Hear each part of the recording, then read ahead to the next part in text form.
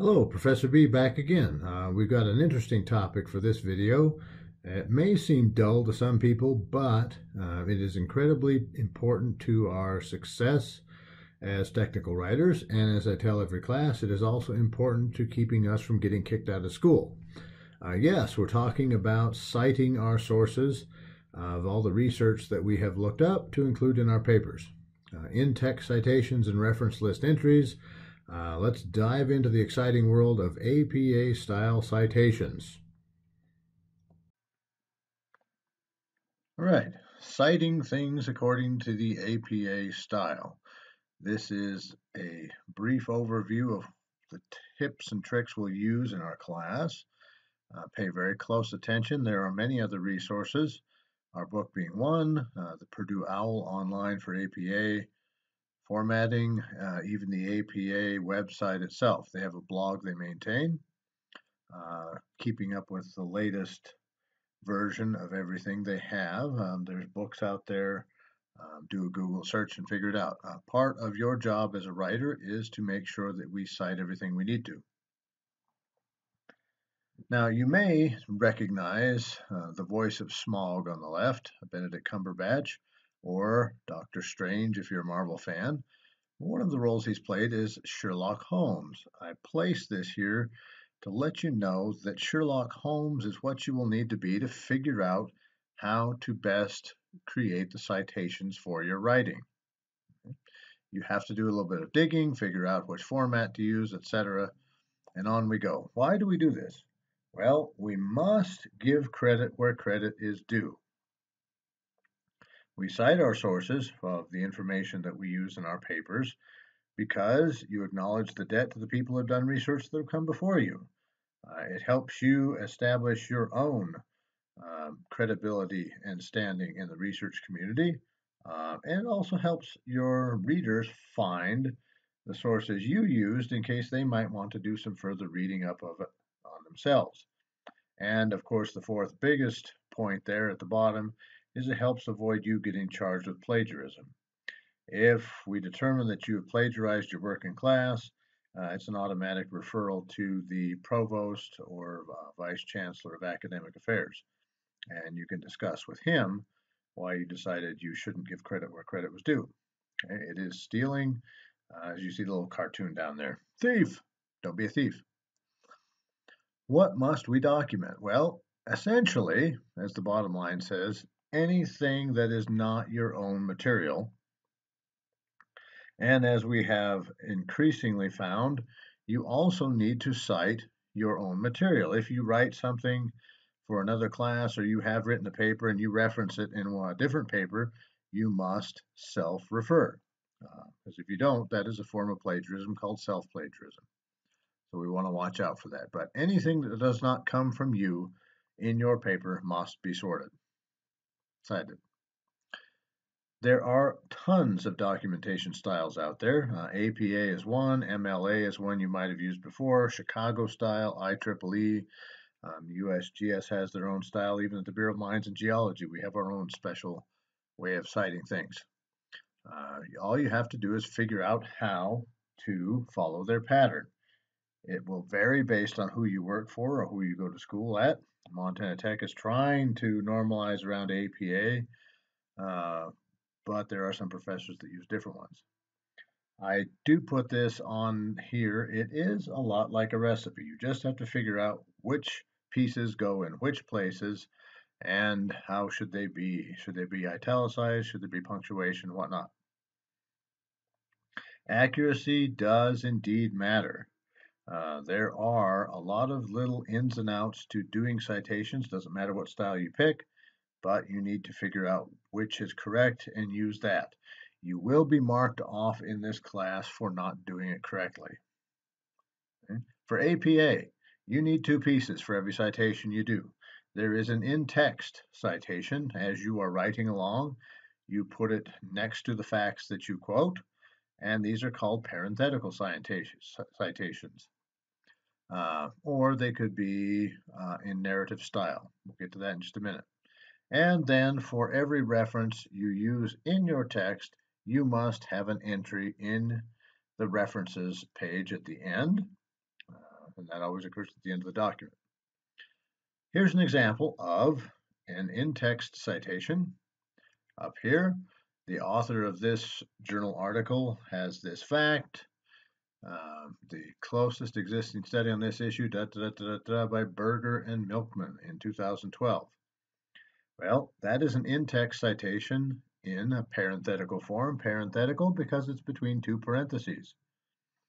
And it corresponds to an entry in the references list down here of Beryer J. and Milkman KL, 2012. The name of the article was What Makes Online Content Viral, and it was in the Journal of Marketing Research. Very easy. You put it in the text and you put a list in your references. What do you need to tell us in an in-text citation? Well, the basic piece of information you need are the author or authors and the date of the publication by year. In general, there are a few exceptions where we put the entire date in there. So as we're going along and we're writing, if you have summarized or paraphrased material, you include the last name and the year, much like these two examples. Okay? This is our parenthetical form in the parentheses. This is our narrative form, where you include the author's name in the text, and then in parentheses, you only need to put the year of the publication, and they can go to the references list, look for Wilkinson in 1948, and know where you got your source. If you are quoting or citing a specific fact, make sure to include the page number or numbers on which you found the fact. Okay, here's an example of that in both parenthetical form for the first one and narrative form for the last one. If you have multiple authors, multiple being two in this case, in the parenthetical citation or in-text reference, you have the last name with an ampersand and then the second last name, comma, and the year. Within the text, you use the word and. You do not use the ampersand here. So write this guy. Make sure to write out the word and when you're doing the narrative form. If you have multiple authors, and the latest version of APA, version 7, has multiple authors as 3 or more, you only include the last name of the first author. So, narrative parenthetical form, Cashman et al. So we know that there are 3 or more authors for this publication in 2008, or in the narrative form here, Cashman et al. 2008 found.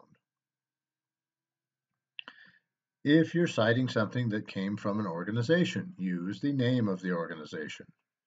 Here is the parenthetical form, American Nurses Association. Here is the narrative form, the American Nurses Association, and then the year inside parentheses. If we're doing a business name that has a well-known abbreviation or acronym, the very first time it shows up, you will type out the entire business name with the known abbreviation, and then every time after that you might need to cite that same source, you would include the shortened version. If you do not know the author of the thing you are citing, include a shortened version of the title in your parenthetical citation. We come to the case where we've got multiple authors with the same last name, in this case Porter and Porter. Then we need to use the first initial or 2 initials to distinguish, B. Porter and A.L. Porter. You can see where confusion would come if these were both A. Porter, and then we would have to go with the second or middle initial, or if they were identically named and had different middle names, then you'd need to spell out the whole thing. You need to make very clear for your readers which citation goes to which author. If you have multiple sources, so I have 2 or 3 or 4 journal articles that confirm the same fact, you include each citation for the journal article separated by semicolons.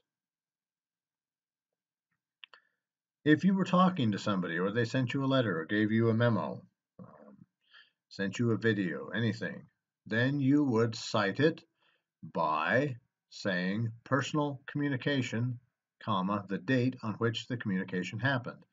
And this is the special case where there is no reference list entry for this type of in-text citation. So personal communication requires no reference list entry. You're referring to an electronic document. Somebody sent you a web page or a PDF. This is how you would do it if you do not know the date on which it happened. Small n period, small d period means no date. Here's an example of it. Do it like this, last name, comma, space, no date. And if you happen to have something that does not have page numbers, like a PDF, for example, you can cite the information by paragraph. So the important thing here was in Tong 2010 in paragraph 4. All right, so if no page number, the same as here, reality section of the newspaper, paragraph 3. Most importantly, pay attention to this. When you are making your references list at the end of your document, you should only include the sources you used in your document, not all of the ones you read. I'll give you an example. In my master's project, I had probably 300 or so sources that I had consulted for the project, but I only used around 80, so only 80 showed up in my references list. Okay, so getting on to some more interesting information. When we're making our references list at the end of the document, it should be sorted alphabetically by first author's last name. And if you happen to have multiple sources from the same author in the same year, pay attention, you denote them by including a lowercase alphabet starting with A, B, C, and so on. If they do get to be the same, then alphabetically arrange it by the first significant word in the name of the authoring organization. Okay? So if we don't know the author and it's by an organization, a soft place to fall would be categorized under S. Actually creating your entries. Okay? For a book title, this is the pattern that we will follow. You italicize the title of the books. These are where these nitty-gritty details that we need to start figuring out. And you use sentence case. So capitalize only the first word of the book's title, the first word of the subtitle, so anything after a colon, and any proper nouns. Remember our slide deck on proper nouns. They come with a capital. Okay. For publication information, essentially books, you include the name, the year, the title, and both the publisher's city and state, or city, state, country, province for Canada, and then the name of the publishing house. For periodicals, journal articles say, here's our pattern. Authors, date, title, in regular case, periodical title and volume number italicized, issue number non-italicized in parentheses, and the inclusive page numbers without including the P. Here's an example.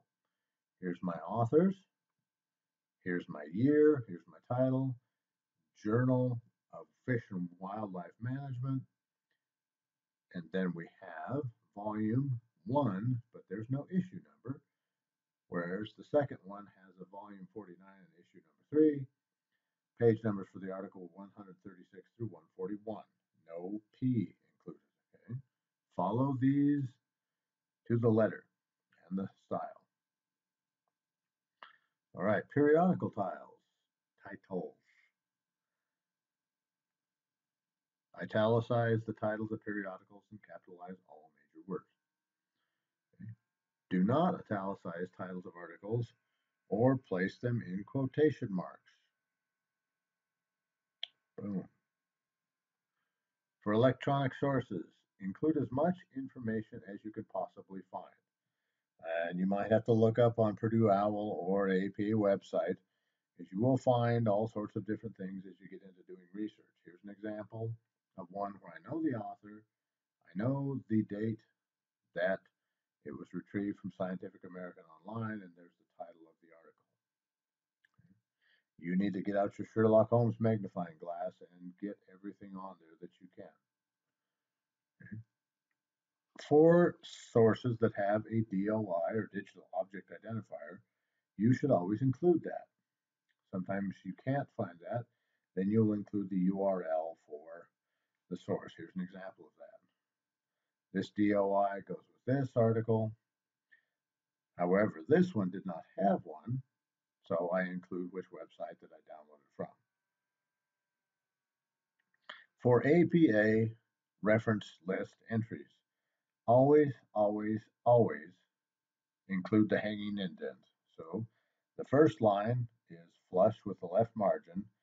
Every subsequent line after that is indented 1/2 inch. 1/2 inch. Always, always, always. Line spacing, okay? In most things, you are going to double space the entire reference list when you're writing an academic paper, unless your professor tells you otherwise. And I'm telling you otherwise. Single space, single space, single space for my class. We will be following the technical document rules and not wasting paper. When you're doing page numbers, when you're up in the hundreds or later, make sure to always include the entire range. So 121 to 124. Do not abbreviate like some have the tendency to do. Notice we left off the one here. Don't do that. If it is interrupted, you will enter the page ranges like this. 121 to 124, skips over to 130 and continues to 132. All right? Okay. For dates, if you have a specific citation style that requires a date, it will be the year first, comma, month, full month name, not comma, space, day. It's comma only after the year. Newspaper entries would use this type of dating. Here's an example of that. So anytime you get confused, which can happen a lot, sometimes the most time-consuming piece of getting all your information together is getting the reference list entries correct. That's okay. I do it myself, and I expect the same level of effort out of any of my students. You can refer to your book. It has a section on doing APA references. I love Purdue's OWL. It has many, many, many good examples, as does the official APA website. And if all else fails, Google APA style citation for whatever thing you're using, book, journal article, report, and you'll get a series of helpful resources or web pages that come up. So this is the end of this slide deck, and stay tuned for my concluding remarks. Well, that wasn't so bad, was it? We learned how to run through a whole bunch of rules for the APA style of citations. We learned how to include them not only in our in-text citations, which have a parenthetical or narrative style. We also learned that every time we put something in our text, we must have a reference list entry. So that was helpful for us. It is incredibly, I won't say exciting. It can be a boring topic, but take the Sherlock Holmes methodology to heart. There will be a lot of times when having a correctly cited and sourced document will save your bacon. Thanks for watching. Professor B out.